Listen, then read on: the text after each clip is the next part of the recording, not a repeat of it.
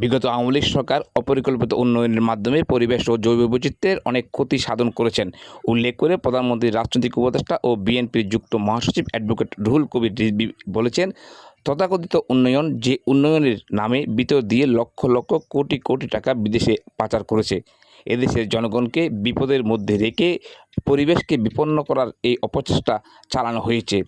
এই সময় রুহুল কবির রিজভী আরও বলেন, চট্টগ্রামের যে বিপর্যস্তকর বন্যার ঘটনা শুনে তখন থেকেই সরকার এবং বাংলাদেশ জাতীয়তাবাদী দল নিজস্ব উদ্যোগে এখানে উপদ্রুত মানুষের কাছে, বন্যার্থিত মানুষের কাছে পৌঁছেছেন। আপনারা জানেন ইতিমধ্যে দলের চেয়ারম্যান এবং দেশের প্রধানমন্ত্রী জনাব তারেক রহমান ভার্চুয়ালি সকল ভাইস চ্যান্সেলর সকল সিভিল সার্জন এবং মাঠ পর্যায়ের যারা প্রশাসনিক কর্মকর্তা আছেন প্রত্যেকের সাথে তিনি ভার্চুয়ালি কথা বলেছেন এবং বন্যায় ক্ষতিগ্রস্ত মানুষের দাঁড়ানোর জন্য তিনি নির্দেশ দিয়েছেন। এই সময় বিগত সরকারের সমালোচনা করে রুহুল কবির রিজভী আরও বলেন, স্থানীয়ভাবে নেতৃবৃন্দ কাজ করছেন এবং চট্টগ্রামের যারা মন্ত্রী রয়েছেন, আমাদের ভূমি প্রতিমন্ত্রী তিনি উমরার জন্য গিয়েছিলেন, কিন্তু পরিস্থিতির অবনতি হওয়াতে সেখান থেকে ছুটে এসে বাসাও যায়নি, ইন্টারন্যাশনাল এয়ারপোর্টে নেমে তিনি ডোমেস্টিকে এসে আমরা একসাথে আজকে এখানে চলে এসেছেন।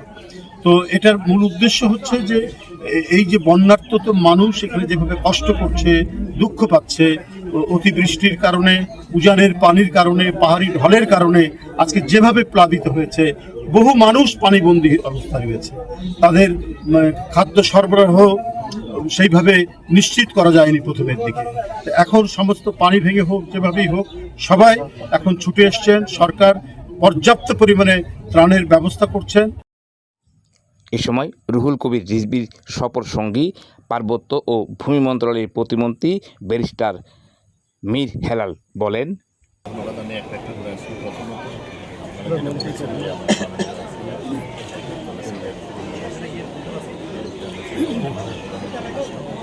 যেটা বলেছেন আমাদের যে নদীগুলো আছে সেটা আমরা যদি সেটা উপসেরা বলি, এগুলো হচ্ছে খালগুলো।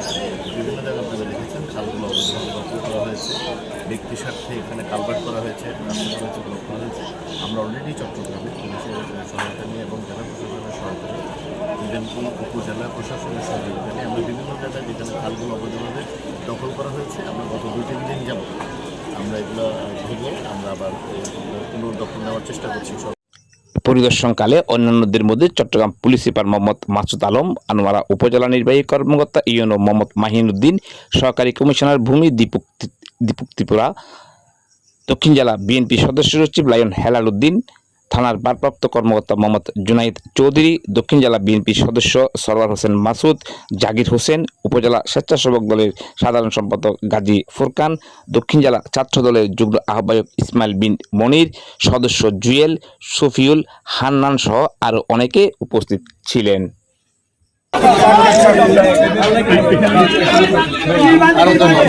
You can